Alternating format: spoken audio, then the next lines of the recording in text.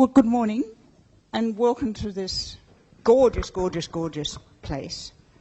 But of course, I would like also to pay my respects to the traditional owners of this land, to their elders past, present and future, and say always was, always will be. I'm not going to, although I was requested to specifically acknowledge the Duckenjung because I understand there are a number of other communities that are melded and meshed here, so I'm not going to go there. As a whitey, I'm going to be very careful. But I would like to acknowledge the brilliance of, who I think are mostly girls, who organised this. I've been coming here for 36 years. There's been nothing like this. It is just absolutely extraordinary. And interesting, other than Nikki, who has come here for the first time and is knocked out by its gorgeousness, we're all quite local. My daughter got married at this surf club, and my eldest grandchild is called Emmy Pearl. Not for the Arafura Pearl, because they lived in the Northern Territory, but for around the corner there. So it's absolutely wonderful. Now, we've heard a tiny bit about Tia Cooper, but she lived and worked in Woy Woy for years. And Julie Janson used to camp with her dad up here beyond Patonga Creek on the Hawkesbury, and came to Umina, and her kids were nippers here. So we know a good place when we see it. So no need to go to Rajasthan, no need to go to Bali, not even up the road to poor old Byron. We've got it here. However, we have been bemoaning the what has happened to Umina. But it is gorgeous. But there's no Chico rolls anymore. They've turned into quinoa burgers.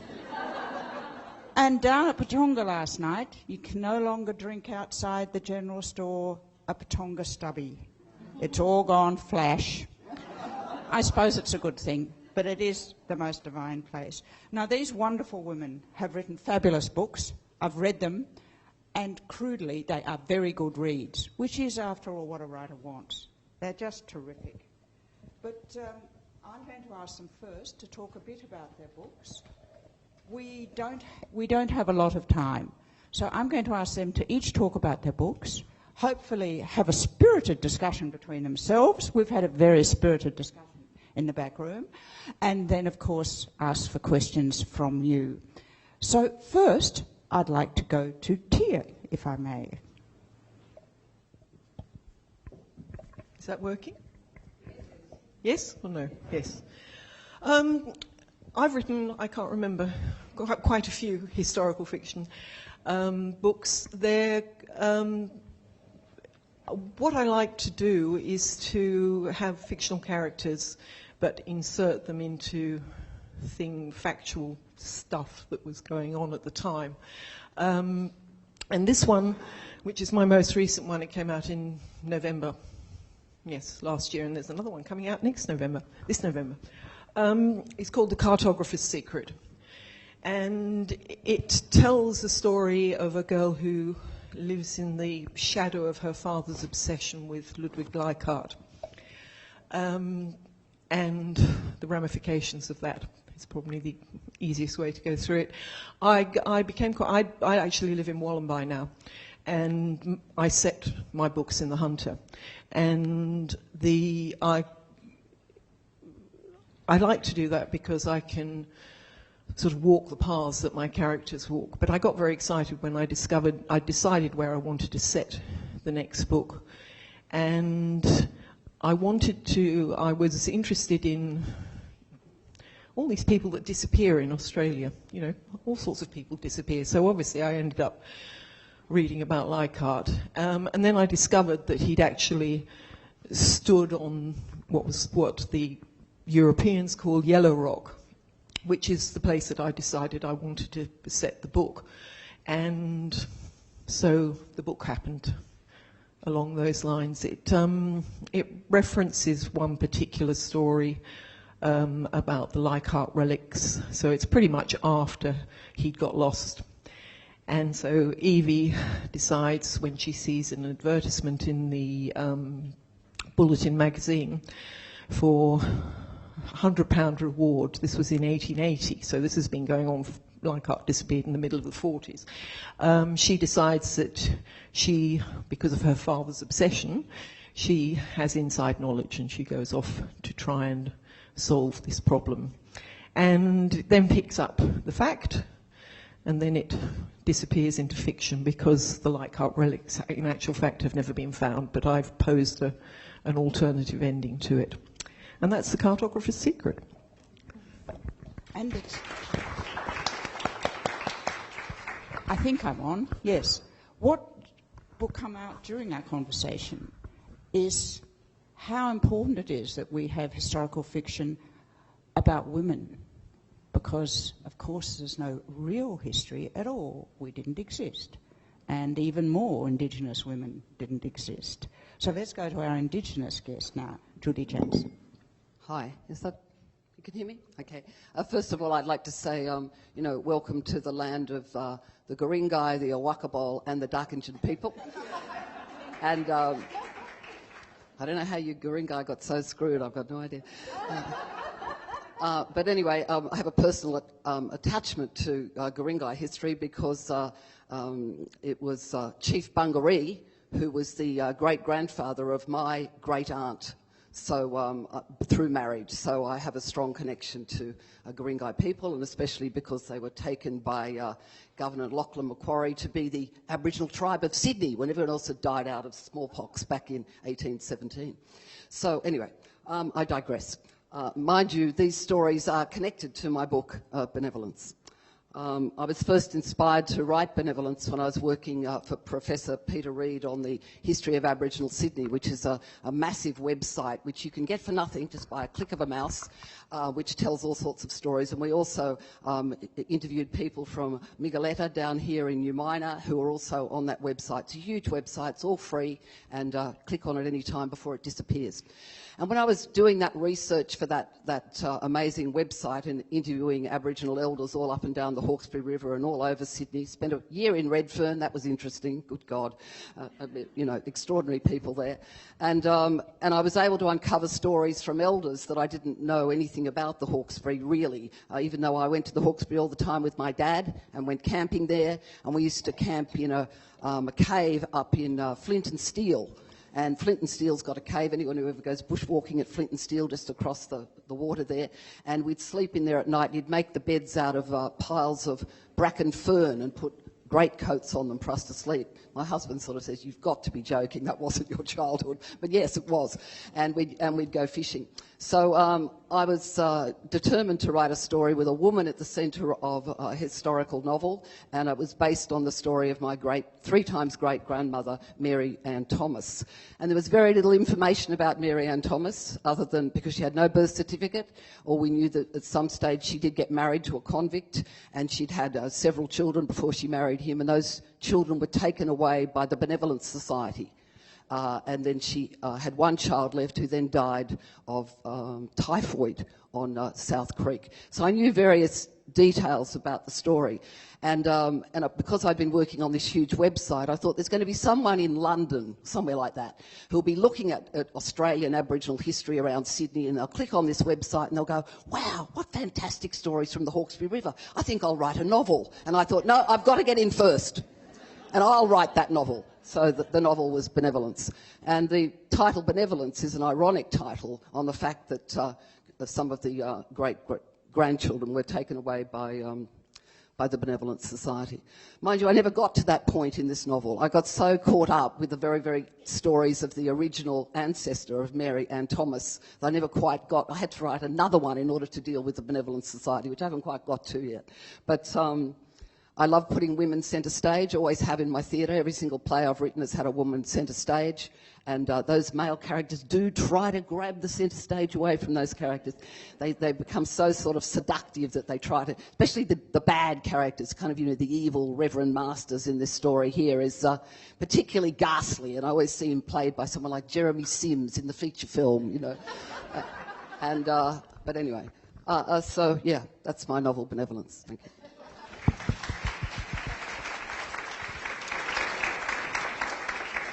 And what a clever title, the damage that is done by apparent goodwill, and all of us here who are white are probably occasionally agonise about that.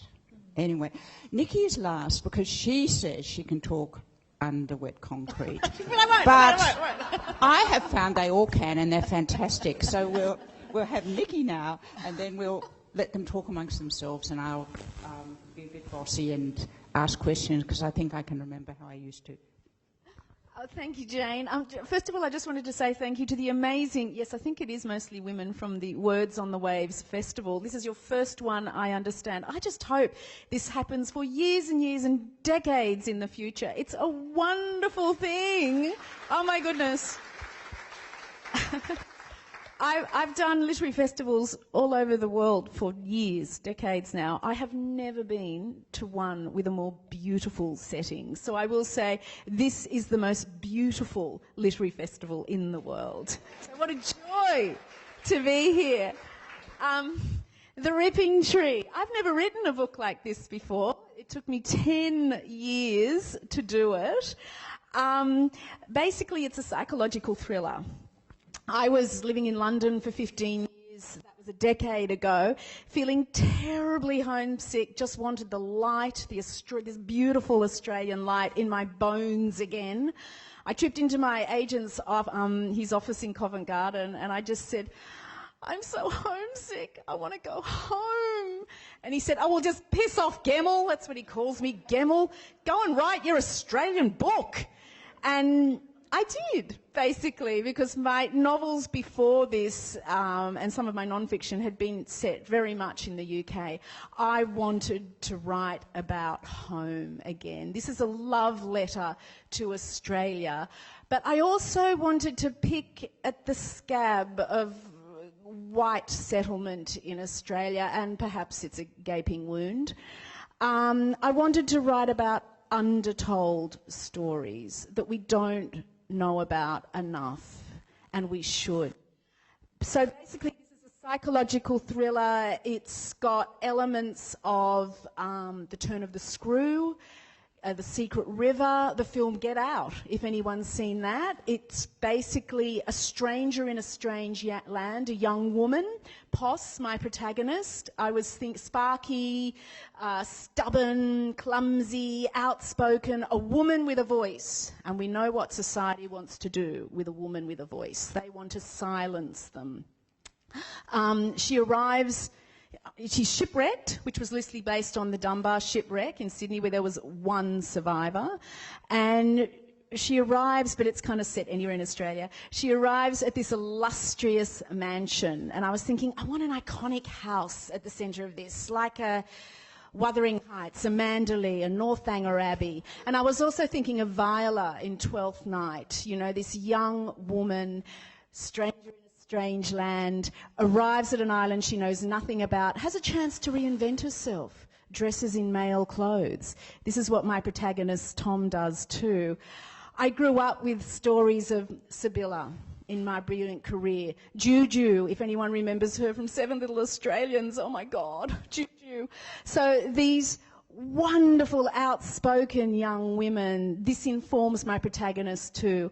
Over 7 short, sharp days, she realises that the house, the family she's landed among, it's not who they seem. She hasn't actually landed in paradise with this family at all. They have a deep, dark secret at the core of their family in terms of how they made their money and acquired their land. And eventually, basically my publisher said to me about 6 months before the book came out, we need a strapline for the cover. It's like, a strapline? What's that? I had to Google it. And it's a little kind of quote on the cover, like a movie shout line. And so it was like, can you write me one? It was like, oh, just give me a chance. So I wrote 20, and they chose Get Out Before They Save You, which is basically the premise of the book. This woman ends up having to fight for her survival because she's outspoken, she asks too many questions, and I guess her passion is fairness, which for me as a writer is also my passion. I write a column in the Weekend Australian magazine, which some people absolutely can't stand and tell me very loudly. But my passion for fairness informs all of my writing, so whether it's my fiction or my non-fiction, and certainly a sense of unfairness and what this young woman uncovers and feels she has to articulate is at the heart of this book. Thank you. Thank you. Now, we had a bit of a gossip before this, and we've decided we're not going to go to Bruce Pascoe and the controversy over his book, because it will take all our time, and it's not really about women, and it's, well, who knows if it's historical fiction or not. So I'm going to move on to the women thing, and particularly ask Tia, who I know is particularly passionate about the way in which women's, particularly their entrepreneurship, has become invisible. Yes, as I said, I like to include factual bits, even though the story is fictional. But one of the things is that I never want to. I can't have my heroine doing something that another woman hadn't done at that time, which leads me into all sorts of strange places, because obviously I can't go to history books because, as we've already said, the history of women hasn't been recorded. So I spend an awful lot of time galloping around Trove and various other places, and there are some amazing journals that women have written that are available online. Well, not just that women have written, but particularly that women have written. And by reading those, it informs my writing. So if my woman does something, it actually means that a woman has done that. Not this book, but I wrote another book called The Woman in the Green Dress, and it's based around a shop in Sydney, and that's actually based on a real shop which was run by a mother and daughter, and they were taxidermists, and they supplied the British Museum, they supplied all sorts of museums overseas, they won awards and everything else. And when the shop started, I think it's the father, the mother's husband, was involved, but he wasn't really very much good at doing anything, because taxidermy is actually a woman's job, because it's sewing, basically. And so they kicked him out, and we don't know, they don't quite know what happened to him. But anyway, so Toast and Rohu were their names, and they were very famous, and they ended up with two shops, one in George Street, one in Kent Street, I think. And that led me on to something else. How long can I go on for? Which was, this is my classic did you know thing. Between, I think it was in the mid-19th century, so I think it was 1850 something. In Pitt Street, more women owned and ran businesses than men did. Do we know about it? No. You know, if they ran it, it was because their husband owned it. But in actual fact, an awful lot of them owned the businesses. And then if you move further along to, oh dear, I can't think of their name.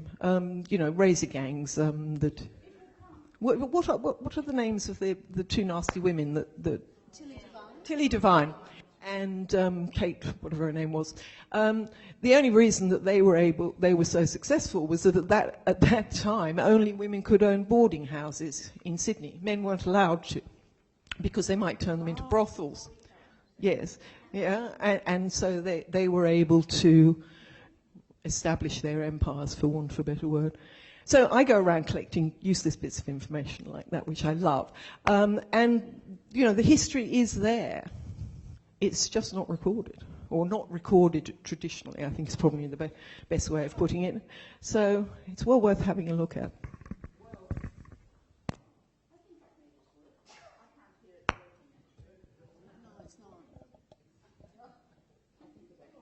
Can you hear me at the back? Yeah, that's okay. Now, this goes to the part that you were talking about earlier, Julie, about you eventually found some information. But the silence, the archival silence, the archival silence there is about so many of our history that is a real perplexity in writing. And do we wait to find these treasures that are lost somewhere and must have been written by people who had a written language, which is another problem, or do we write fiction? How do you deal with what I think they call the ghost ethnography of an entire community? Great question. When I first wrote the original drafts of Benevolence, Muggaballa Books, wonderful Aboriginal publishing house, the only Aboriginal publishing house in Australia, they wrote back to me. They actually made me rewrite the book about 5 times. Thank you, Muggaballa, it was very kind of you.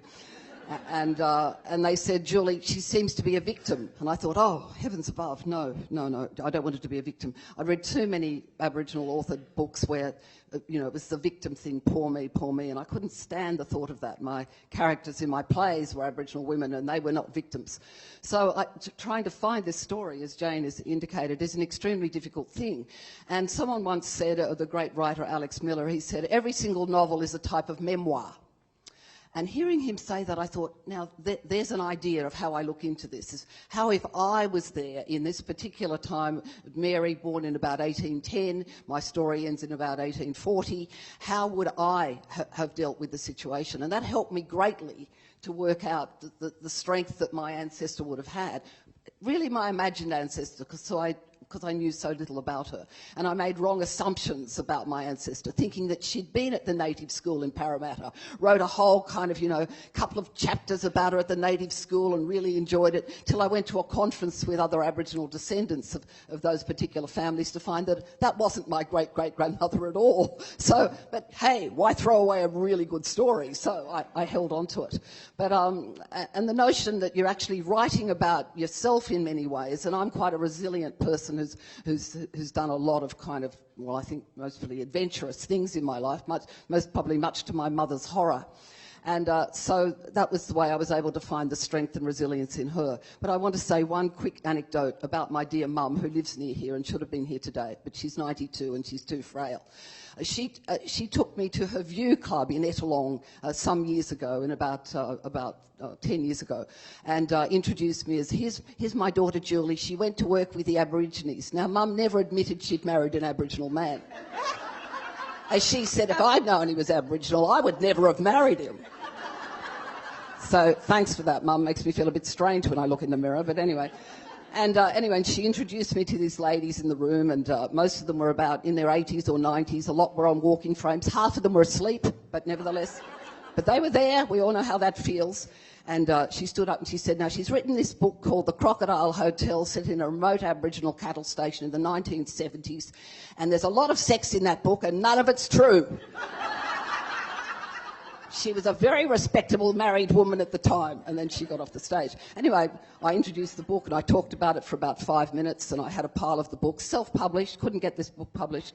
I had the pile of books and I said, the book's at $20, so if anyone would like to buy one. There was this stampede of ladies in walking frames to the front of the room, all holding up their $20 notes, and a couple of them had some IOUs saying, when I get my pension next week, I'll pay your mother. That's marvellous. Thank you. What fun. And this issue about there not being information, and then there being the difficulty about what you do if it's wrong. And Julie has said in the afterward, I suppose it was, her book, that she changed names so she couldn't be too much taken to task if something was wrong, because I'm of the view that truth is found in fiction, not in history. And this is quite a complicated thing. And Nikki did something interesting. She set her book in Nowhere Land. It's sort of an Australian miasma. Why did you do that? Was that because of this issue of history and women and all of that? Yeah, and I initially did set it very specifically in a certain place, and then I found I was kind of tying myself in knots in terms of do we know if this kind of thing actually happened in this place? Was there an illustrious house here? There's a terrible atrocity at the heart of my book. Could it have been associated with this area? It just felt too tricky, and it was actually the suggestion of my editor, we'll just take away any specifics to the location. A lot of people think this book is set in Tasmania, in northeast Tasmania, and there was a house there, Clarendon, that I did go and research and had a look at. But certainly this could be coastal New South Wales, it could be, up in Newcastle, Sydney, or there are a lot of places it could be.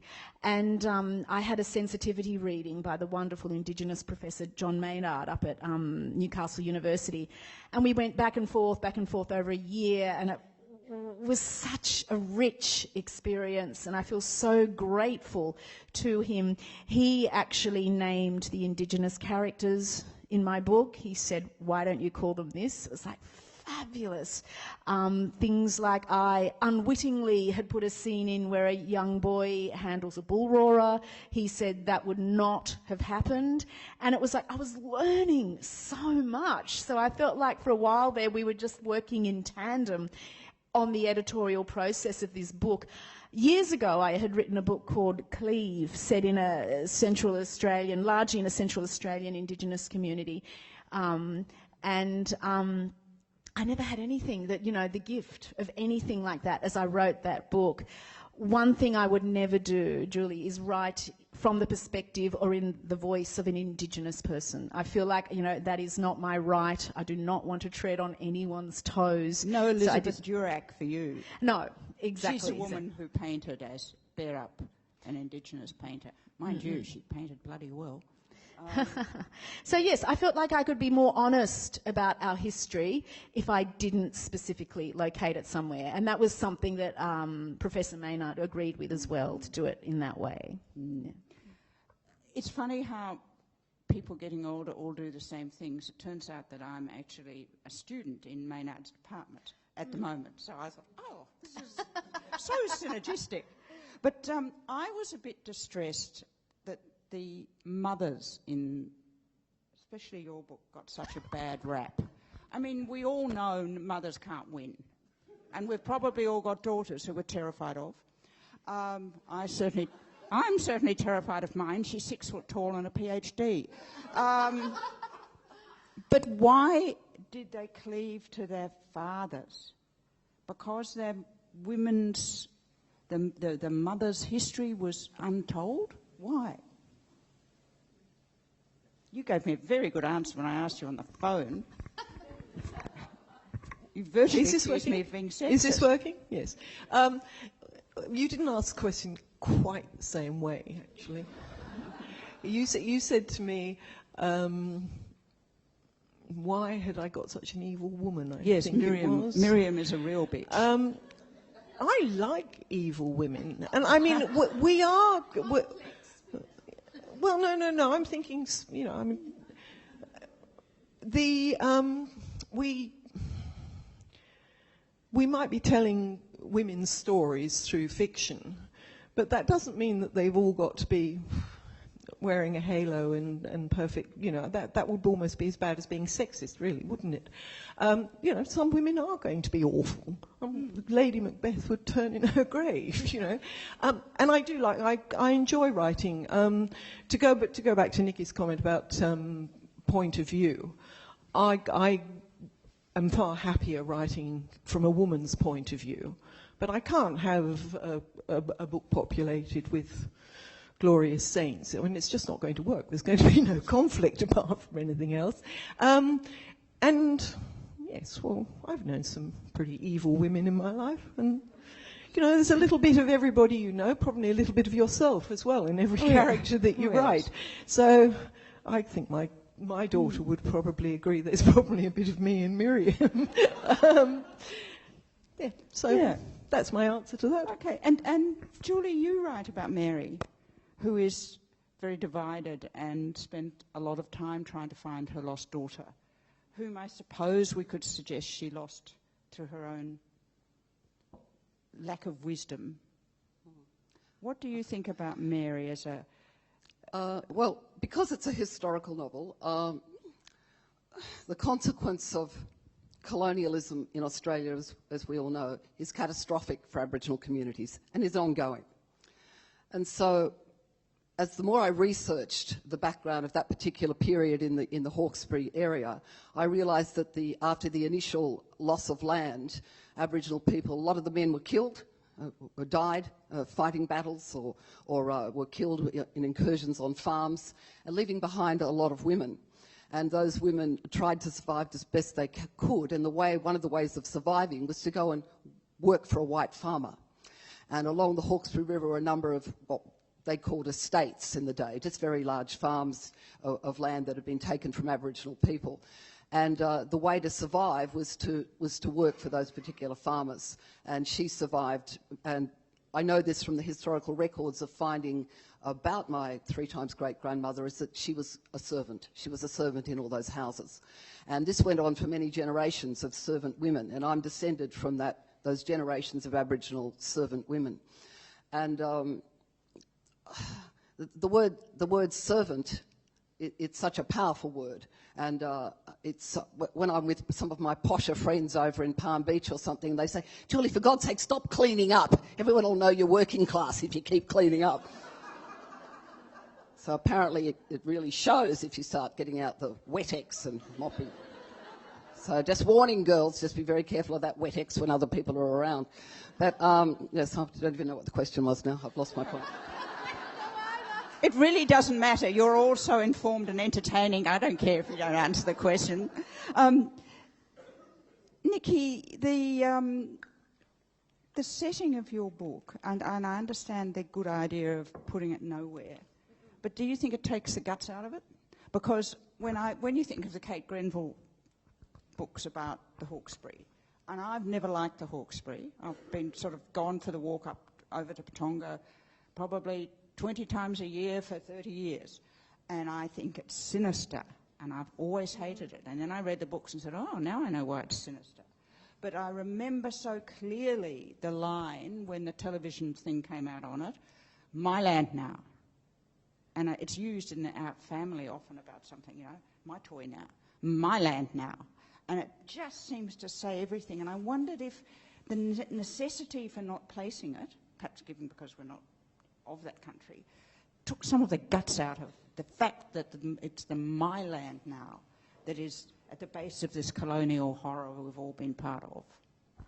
No one's ever said that it's the guts have been taken out of my book before, so apart from you, so no. Good. So I don't know how to answer that. So, no, I'm sorry. I suppose it's just a puzzlement of someone who has spent a lot of time up here and found that so telling because it was so locational. I was standing there, and I wonder if that's what the three of you are doing about you've taken us to stand where the women were and stand where the oppression was, and it's very powerful. So I'm sorry you took it as criticism. I just thought it was an interesting thing to do. I'd like to move to your questions very soon, because I'm sure there'll be lots. But we've had, even in the short time we've been together, a really rich and funny time, which is interesting. And each of you have told me separately that part of the fiction thing is you wanted to write a good book or a rollicking tale. Was that part of your impetus? Yes. Yes. Ultimately, I think it has to be a rollicking good tale, which I actually stole that line from somebody else, another HarperCollins author, but I think it's excellent, and it's one of those things when I finish a book and I pass it on to several people who read it for me before it goes anywhere near the publisher. The question is it a good story? Is it a rollicking good tale? And I think it's really important, yes. And then you can get into the other bits and pieces perhaps you want without flogging it, so it can be, as long as it's a good story, it can be about women. But I don't want to preach at all when I'm writing it, so I hide behind that. Well, it is a rollicking tale, and so is yours, Nikki. It's the 3 books are unstoppable. You just sit there and read them. Goodness, I thought after a weekend of reading 3 books. But they are rollicking tales. Was this behind yours too? After all, if it's boring, no one's going to read it. I guess for me, I studied writing at UTS, the University of Technology, Sydney, under the luminously generous Glenda Adams, that beautiful woman, Miles Franklin winner for Dancing on Coral. And she used to say to me, Nikki, the hardest thing is to get the reader to turn the page. And it's so true. You know, 20 years down the track, it feels like such a kind of bloody hard thing, in a way, to just keep the reader engaged. I've got a stack, you know, this high on my bedside table of books that I'm meant to read, and I've started reading them, I've put them down or whatever. So for me, as a writer, I want that galloping narrative. I want the holy grail of the reader staying up till 2 a.m, 3 a.m. to finish my book. I want them to be gripped. And that stems back from, you know, decades ago when I was taught, you know, creative writing. Some people say it can't be taught, but I'm a great believer in creative writing courses because I do think they give you a framework of how to do it. And what about you? Because you were a playwright, and my only writing has ever been really for talking and scripts and speeches and stuff. And I used to tell students when I used to teach, a sentence is 3 words and anything more is far too much. How did you get from... I love writing dialogue. I love it. Magabala, when they looked at Benevolence, they said, oh, there's so much dialogue and conflict between characters in here. And I said, don't touch a word. I just held on to that dialogue because I knew nothing more than a passionate scene with 2 people having a really good go at some argument. And I love writing about, you know, jealousy and women and men and, you know, the 3-way conflict between, you know, 1 man with 2 women or 1 woman with 2 men or, you know, so I kind of pour that into the book as well. But I actually want to go back to something you were talking about before, about writing about place. That's something I really feel very passionate about, so I'll take a minute. Right here on the Hawkesbury River, just across there at Palm Beach, my novel ends there on Palm Beach. And for a very particular reason, Bowen Bungaree, the son of Chief Bungaree, lived on that beach, and he was the black tracker who protected the settlers, of all things, from bushrangers. He was a powerful man. He had his own boat. He had a gun. He was paid by the customs house. That the remnants of the customs house is still there on Station Beach. So it's actually a very historical place for Aboriginal people, as Auntie Diane would agree. And so, in a way, you don't have to make up some of these stories. The Aboriginal history of Australia is fascinating, and they're the stories that haven't been told, and they're the stories that need to be told, because they're actually much more interesting than Kate Grenville's version of everyone was shot up the river, because that didn't happen. And it's actually very distressing for people like me when I go to see a play, and there's this giant massacre of all the Darug Burra people. They're my ancestors. And I sit there in the audience with tears pouring down my face, because this is not the true story. And I'm not saying that historical fiction always tells the truth. We don't. You know, we fictionalise things. But that story had such a powerful impact on people that there are Aboriginal people now, 5,000 of them, who are descended from Burra people up there in the Blacktown and Windsor area, who cannot join the local land council, because when they pop up to Darug Land Council, they're told they don't exist. And so, you know, books, even fiction books, can have a powerful impact on the imagination of people who read them. So, anyway. So place does matter, and the true stories matter, and the way we tell them does matter. Yeah.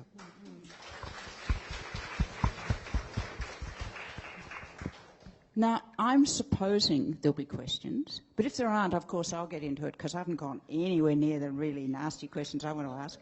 But let's move over to you. Do we have a monitor for this? Hello, thank you to all the speakers. Before I forget this title, it's called The All True Travels and Adventures of Liddy Newton by Jane Smiley. And the reason why I'm quoting that book is, to me, I believe that authors and writers write about things that are true, whether it's people's actual feelings. So Liddy Newton was an American character who was part of the anti-slavery movement, and the story by Jane Smiley is so incredible because there's so much. She's actually like dragging herself through the farm with the knife and listen. It's just incredible. Like it's just she's fighting for her survival, fought for the abolition movement, and so I believe that what Julie Janson says is so important because whatever fiction you think you're writing, the character, the feelings of that character, they're all real, and whether it's a woman from the 1700s or 1800s, as in Liddy Newton's case, those emotions of those women are real, even though we've been taught they don't have emotions and they're just hysterical people. So my question for Julie Janson is, when I was listening to all the speakers, it was almost like a privilege for people who are from, non-Aboriginal backgrounds. It was a privilege that we can fiddle around with, I want to write a rollicking story, a really good rollicking story. Whereas to me, from someone who's, and all of us actually have experienced all different difficulties, to us, it's writing the truth. It's getting it out there. Whatever your mental health or your own personal journeys or like the histories of Aboriginal communities, it's writing those things. I don't agree that stories should be rollicking, funny, entertaining. I feel like there's just too much history, especially Aboriginal history, that has to get out there because each story by Bruce Pascoe and every other Aboriginal writer like Tara June Winch has an impact on this society and it has an impact on the world, and the the wrongs that have been going on is actually going to be addressed by people like Julie Janson, and I'm part of the Book and Film Club for Peace and Justice and would love for you to be a guest speaker at a public meeting. That's a long invitation, but I don't know if you'd like to comment. I just want to make a comment. The problem is if no one reads it, does it exist? I think all writers, including my esteemed colleagues up here, we have powerful voices, and all those voices need to be heard from every single background. Everyone has a complex background of some sort. How many people, suddenly look into their ancestry and say, heavens above, I am Jewish after all. It happens all the time. So those complex stories need to be told by all of us. And I think there are issues around of cultural stealing, as it were, but I think as long as people play appropriate protocols and talk to the right people and get permissions, speaking to someone like Professor Maynard, for example, in both cases for Jane and Nikki, they're very important that those protocols are followed. And it would be the same if I was writing a history where I was talking about Afghan people, the protocols of speaking to Afghan descendants. So I think as long as respect is paid, it's out of the box already. Australians are going to write about our shared history, and our shared history is a multicultural history, and it's mostly an Aboriginal and British history, and those stories will be told from people who have British ancestry and Aboriginal ancestry. Yeah. I wonder if the others of you would like to comment, because the issue is, does it exist if it's not read? And I'm in the middle of changing what I call not a book, not a PhD, into a PhD. And they said, but my supervisors, which don't include John, but I'm in that school, say, but remember, no one will read it. Why don't you write a novel? So I think there is a serious issue about voices and how we portray stuff, because why do we have no women's history? Women didn't write it, or it didn't survive. Do you have a view about this, about whether fictionalising or rollicking is trivialising? I don't see it as that. I don't see it as trivialising. And if it's something that you want to say, surely you want to get it to the biggest audience that you possibly can, which brings it back to Nikki's point about turning the page. Because you can write the most beautiful book, but if people aren't going to read it, it's not a book. And did we all read the 3 Hilary Mantels? I did, but I have. Some people started, and it's probably still gathering dust on the bedside table. But my God, she can write. Now, more questions or comments? No? Well, I'd like... yes? 4 kids down the track. And I have a little boy at this very moment who is much more excited about seeing Matt Stanton than Mummy. So that's where he is. And he's 9 years old. So to do the maths on that, basically, as I got the idea to write The Ripping Tree, I stopped menstruating and I thought I was going through the menopause. And I was like, yes! And to my, I won't say horror, but complete surprise, I was pregnant at 44. And so I had plans, because usually it takes me just a couple of years to write a book. I moved back to Australia 6 months pregnant with the huge shipping container of stuff accumulated from 15 years in the UK with 3 young kids, and then gave birth to another one and had to find a way around writing. I lost both my parents during that time. Those 10 years knocked me for 6. And I must admit, I find my first novel, Shiver, was written mid-90s. I don't work the way I used to. I used to write till midnight, fueled by champagne and chocolate, and I can't do that anymore. 9 p.m. is my bedtime now, and basically I have to work during school hours. So as soon as the youngest is dropped off to school, I head straight back to home, house bomb site. Don't even engage with that side of things. Those 6 hours when the kids are at school are so precious for me. But that's in a way why it took me so long. And also I'd find, things intervened. The editorial process, I wouldn't get it back, the book, from my editor for maybe 6 months or so. I'd kind of forgotten, the story in that time. So I'd have to reread the whole thing. Whereas, 20, 30 years ago, it was all in my head. It doesn't happen anymore. So that's why it took 10 years. And a lot of research as well. Yeah. If either of you would like to comment on Family Plus a Writing Life. But if not, we have a question over here. So. I'll just comment on that. My son Byron's here today. Hi, Byron. Where are you? He's my youngest. I think Byron and his sister Zoe quite enjoyed having a mother who was a playwright, because they'd get to hang out in theatres with people like Justine Saunders and take her cups of tea and buy her cigarettes and go hang around kind of her as she was putting on makeup backstage. And they used to think that was absolutely thrilling. So I think, it's very difficult to be both a mother and a writer, but I'm sure it's difficult to be a father and a writer as well. It's no. But you just keep doing it. You ignore the housework and you just keep writing, because you've got no choice, I think, is the answer. Dear. No? No, right. She was a perfect person. She could write and do everything else at the same time. You had a question, I think. Thanks. My question is, how do you know when you've just done enough research rather than going down the rabbit hole of too much and you end up sort of out the other end as some kind of professor in some minor little subject, and it really only relates to like a couple of paragraphs in your book? How do you stop yourself going down that rabbit hole, and when do you know enough is enough? And do you write the text first and then go back and put the history around it, or do you actually research and then write? What's your process?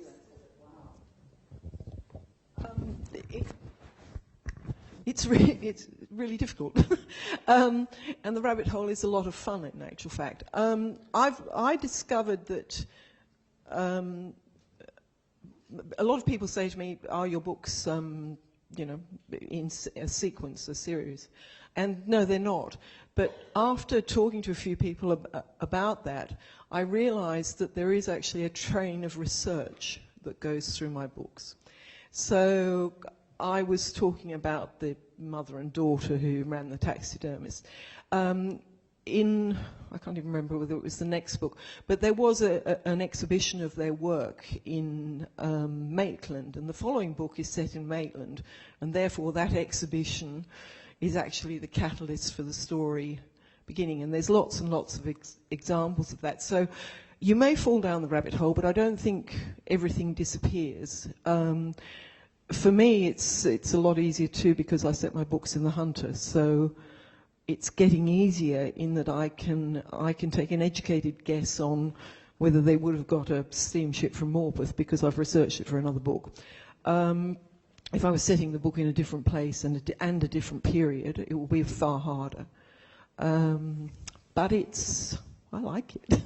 I enjoy it. Otherwise I'd be doing it. And fortunately, I should point out that I'm retired, so that's why I didn't feel I should answer the previous question. So I can, well, otherwise I'd be doing the cryptic crossword or something, so I may as well go down the rabbit hole. Can I make a quick comment about that too? Grace Karskens is here today, the wonderful historian. And Grace took 10 years to write The People of the River. Everyone buy it, it's fantastic. Don't worry about my book, hers is great. If only Grace had written that book before I had to do the research for my book, because I used nearly all the same research, and she ended up with a great big thick kind of fantastic book, and I had my book, and I thought, gee, she could have saved me years of being in Mitchell Library and going down to the library in Parramatta and reading old journals and looking on stupid microfiche. But you have to do the research if you're going to write about true history. You have to do the research. There's no shortcuts. And in my case, you've got to talk to Aboriginal elders. I interviewed Auntie Diane. I remember when I was doing the website, you must speak to elders and talk to them and get not so much their permission, but to consult with serious respect in order to tell those stories. And I got stories about Murra Creek just across the river, the families that lived there, the Aboriginal families who hid out there from their children being stolen from them, and that's why they were at Murra Creek. So these stories are, they're all in Grace's book. They're in mine too, in a slightly different form. So yeah, doing the reading is really important. Yeah. Look, I had a ball with the research. For me, it was like I'd write the story and the idea of the story, and then it would be like with the bull roarer situation. Is this historically accurate for fiction? But it was things like I'd get to a dinner scene, the family would be sitting down having dinner, and it's like, well, what on earth do they eat? So suddenly I was researching colonial recipes, and it was like, wow, they ate so much, and I'm not a cook, but some of this sounds amazing, what they'd put in there. So it was things like that for me, but it was also just physically going and just experiencing what it must have been like. For instance, I went up to Port Macquarie, and that church there at Port Macquarie, it's got convict bricks in it with convicts that they used to sign their signature as they were making the bricks by pressing their knuckles into the bricks. And so I'd go there and I'd just feel them. Or up at St Albans, I had a writer's retreat in the old courthouse there, which had amazing cells where they used to put prisoners, and they were so narrow. It's like, wow, no one was large, no one was obese then, because these doorways were so narrow, and the fireplace, the hearth, was so wide and mighty. So for me, research is, yes, researching recipes and all that kind of thing, and also county women's asylums in the UK, because that's a kind of thundercloud that hangs over my protagonist, that she'll be incarcerated for hysteria. That was fascinating, but it was also physically just immersing myself in the height of a ceiling at a grand colonial mansion in Tasmania, or whatever it was. So because my book is an act of imagination, I wanted to feel what it was like if I possibly could. Well done.